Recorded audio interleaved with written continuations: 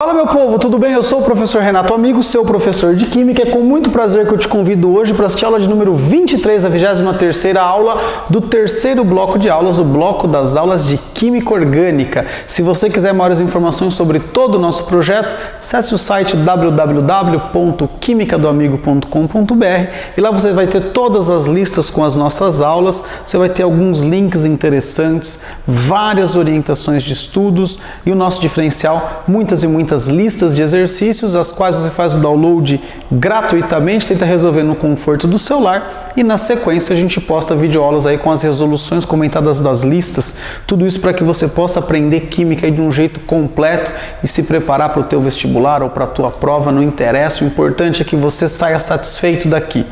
Então, seja bem-vindo, seja bem-vinda para a nossa aula de adição em alcenos.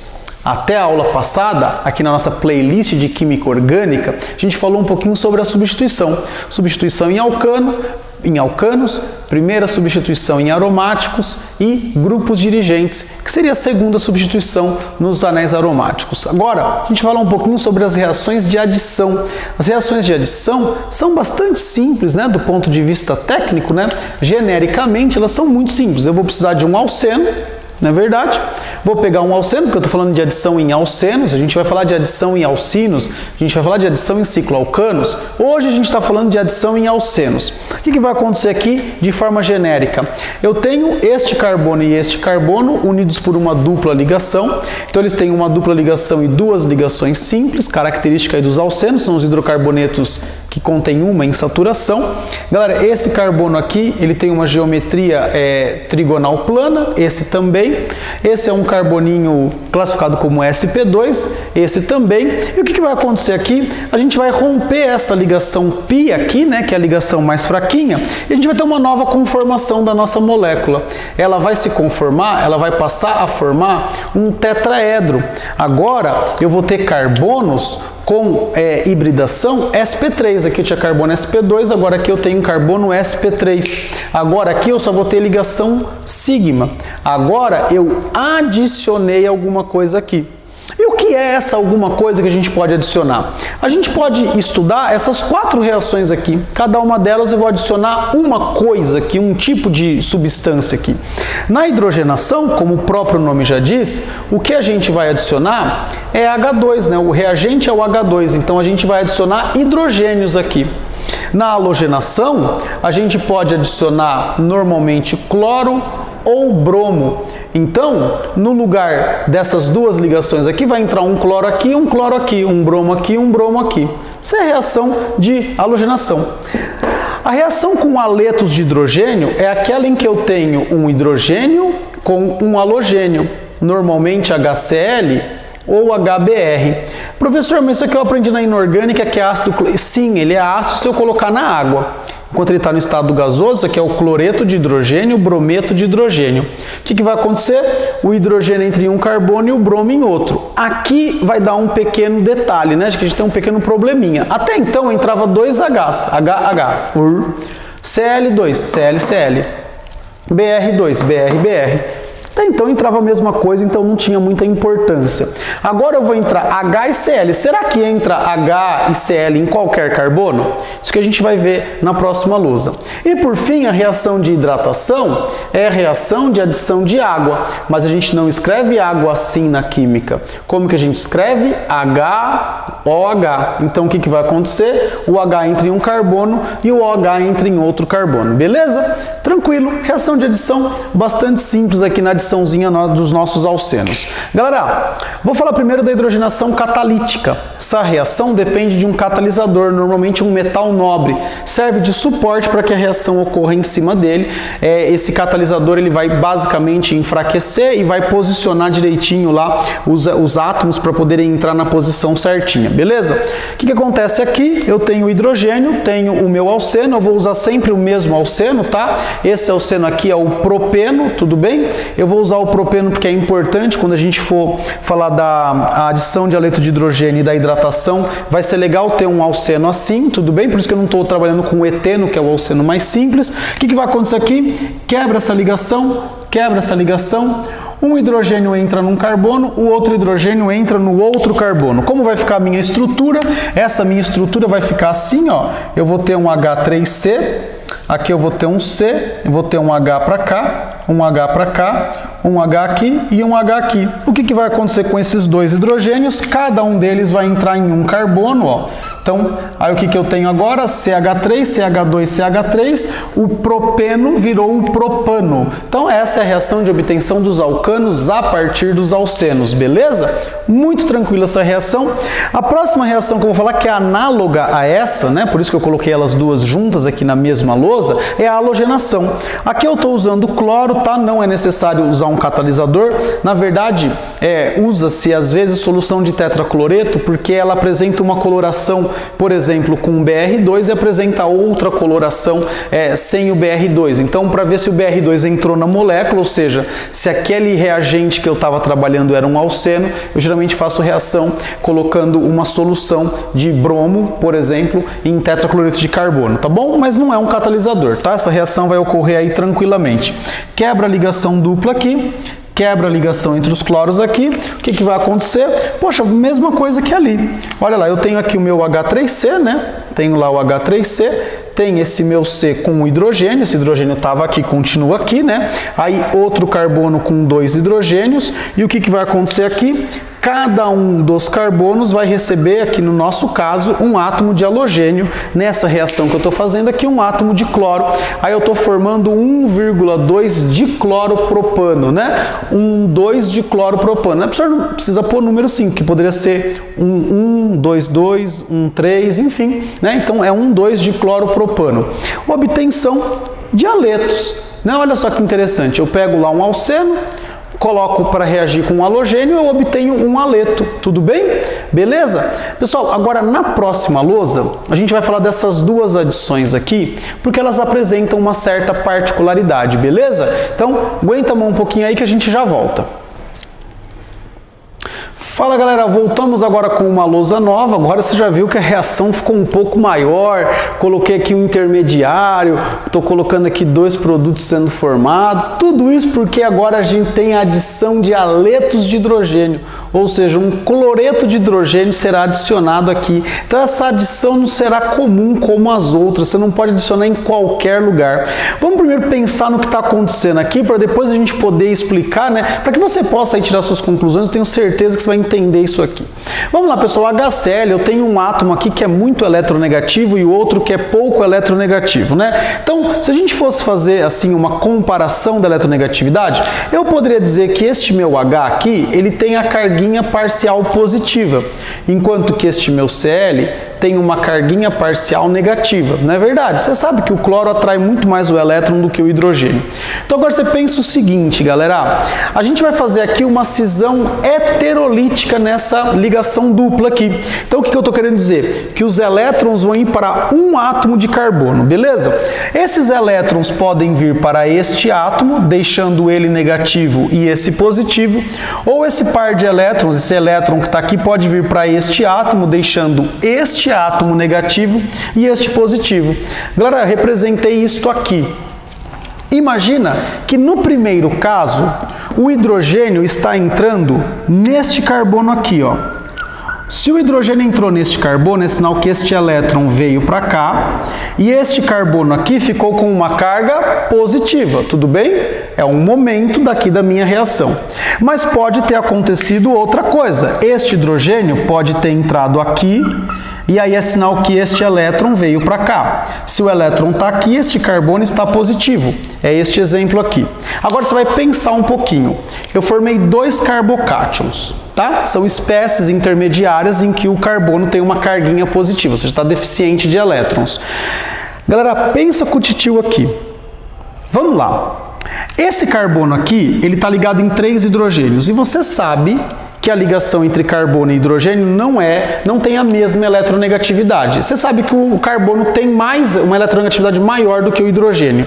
Então, posso dizer que esse carbono aqui ele está parcialmente negativo. Assim como este carbono também está parcialmente negativo. Mesma coisa acontece aqui, ó, esse carbono parcialmente negativo e esse carbono parcialmente negativo. Agora pensa que você é essa carga positiva aqui e pensa que você é essa carga positiva aqui. Qual dos dois exemplos aqui eu estou sustentando melhor esta carga? Ou seja, em qual desses dois exemplos eu estou dando uma maior estabilidade para esta carga positiva? Olha só neste carbono aqui. Esse carbono, ele está circundado por dois carbonos negativos. Então eu estou deixando essa carga positiva meio que presa, né, entre dois carboninhos negativos. Olha essa carga positiva aqui, ela está só perto de um carbono negativo. Ela não está muito bem segura, vamos dizer assim. Você pensa assim, ó, ela está pensa para cá. Essa carga não está bem sustentada. Logo, esta espécie intermediária gerada não é estável. Isso aqui não ocorre. Por quê? Porque esta espécie química aqui, ou seja, esse carbocátion secundário, é mais estável que o carbocátion primário. Logo, a minha reação vai tender por este caminho aqui. Esse caminho que eu fiz em verde, ele não é o caminho que vai ocorrer, simplesmente porque o intermediário formado por este caminho verdinho ali, ele é menos estável. Então, o que a gente diz, né? O que o teu professor aí do ensino médio falou? Falou assim, olha, quando você tiver adição de HX ou adição de água, o hidrogênio entra no carbono mais hidrogenados. Regra de Markovnikov ou Markovnikov, né? Tem gente que tem várias pronúncias aí do nome desse cidadão. O que acontece? O Markovnikov foi o cara que estudou essas reações. Não é por causa dele que isso acontece, tá bom? Acontece assim por conta da estabilidade do carbocátion formado. Então agora você sabe por que entra no carbono mais hidrogenado. Porque o carbocátion formado, ou seja, o intermediário formado, é mais estável quando a carga positiva está num carbono terciário. Está muito bem sustentada essa carga, num carbono secundário está relativamente bem sustentada e muito mais do que num carbono primário, onde essa carga está na ponta, então não é estável, beleza? Então o que a gente vai dizer sempre quando tiver adição de HX ou de água? O hidrogênio entra no carbono mais hidrogenado. Professor, como eu vou saber qual é o carbono mais hidrogenado? É muito difícil. Você olha para a dupla e conta o número de hidrogênios. Nesse carbono eu tenho 2, nesse eu tenho 1, então o que tem 2 é o mais hidrogenado. Show de bola? Maravilha? Agora, na próxima lousa, eu vou colocar para vocês uma reação que ela é contrária a essa. É mega específica, mas ela vai ser contrária a essa. E eu vou até te dizer por quê. Aguenta a mão um pouquinho aí. Fala galera, voltamos aqui agora com uma lousa nova, onde eu aproveitei o mesmo esqueletão da reação anterior, porém agora a gente vai fazer uma reação mais específica. Eu estou adicionando brometo de hidrogênio na presença de peróxido. Pessoal, sempre que tiver reação com peróxido, eu vou formar uma infinidade de produtos lá, uma miscelânea toda de produtos, tá bom? O que vai acontecer aqui? Este peróxido vai fazer com que esta ligação sofra uma cisão homolítica. Eu vou formar aqui dois radicais livres. Eu vou formar o radical de hidrogênio e eu vou formar o radical de bromo aqui, ó. Tudo bem? O que acontece, pessoal? Vai formar uma série de produtos isso aqui, vai formar uma mistura grande de produtos. Mas o produto principal é aquele produto oriundo da entrada do bromo. O bromo vai entrar primeiro. Se o bromo é um radical, ele vai fazer também uma cisão homolítica nessa ligação pi aqui, tudo bem? Nessa ligaçãozinha dupla. Então eu vou ficar, digamos assim, você vai ver que o bromo vai entrar primeiro. Cineticamente ele entra mais rápido. Ele entrou primeiro. Entrou. Ele pode entrar em duas posições. Ele pode entrar no carbono da ponta, ou seja, ele está entrando neste carbono aqui, e este carbono ficou com radical livre, tudo bem? Ó, entrou neste carbono, esse ficou com radical livre. Ou então ele pode entrar neste carbono e este fica com radical livre. Agora, você não é mais um carbocátion, agora você é um radical livre, você é um elétron. Onde você está melhor? Você está melhor aqui no meio, bem amparado nas suas laterais por outros carbonos, ou você fica melhor aqui na ponta? É a mesma analogia do exercício anterior, da ideia anterior. Você está mais estável aqui no meio. Por que então que, como o bromo entrou primeiro, o hidrogênio vai entrar aqui porque este intermediário é mais estável do que esse. Portanto, a gente diz que esta reação aqui, ó, este caminho não ocorre. Ó, este caminho não ocorre. Então, quando eu tiver a adição de brometo de hidrogênio na presença de peróxido, o hidrogênio não vai entrar no carbono mais hidrogenado, porque quem que entrou lá antes? O bromo. O bromo foi lá e entrou nele. O que sobrou para o hidrogênio entrar? O carboninho do lado aqui. Mas ele não entrou lá porque ele quis, ele entrou lá porque ele foi obrigado, porque o intermediário formado com o meu radicalzinho livre aqui é mais estável quando eu tiver com o radical livre no carbono terciário, depois no secundário e por último no primário. É por isso que esta reação é conhecida como reação anti-Markovnikov ou reação de Karachi, mas é anti-Markovnikov que você conhece aí no ensino médio. Então, quando o professor te apresentou lá a reação, ele falou, ó, a Markovnikov entra no mais hidrogenado, a anti-Markovnikov entra no menos hidrogenado. Aqui você viu por quê, né? Por conta das estabilidades dos intermediários formados, ou do carbocátion ou da substância com radical livre, beleza? Pessoal, agora na próxima lousa, só para finalizar, eu vou colocar a adição de água, a hidratação, que vai seguir a mesma regrinha aí do Markovnikov. Aguenta a mão um pouquinho aí. Fala galera, voltamos agora para finalizar essa aula de adição de alcenos, onde a gente vai fazer a hidratação deste alceno, o mesmo alceno que eu estou usando a aula inteira. Pessoal, olha lá, vou adicionar neste alceno uma molécula de água na presença de ácido sulfúrico como catalisador. Lembrando, quando eu acabar o bloco 3, eu vou colocar várias aulas sobre mecanismos de reações, tudo bem? Para que você possa entender um pouco melhor aí essas reações orgânicas, beleza? Vamos lá então, galerinha. O H vai entrar em um carbono, o OH vai entrar em outro carbono. O que vai acontecer aqui? Quebra aqui, vamos ter a nossa adição. Agora, eu montei o esqueleto do meu produto orgânico formado. Pessoal, quebra dupla e monta o esqueleto.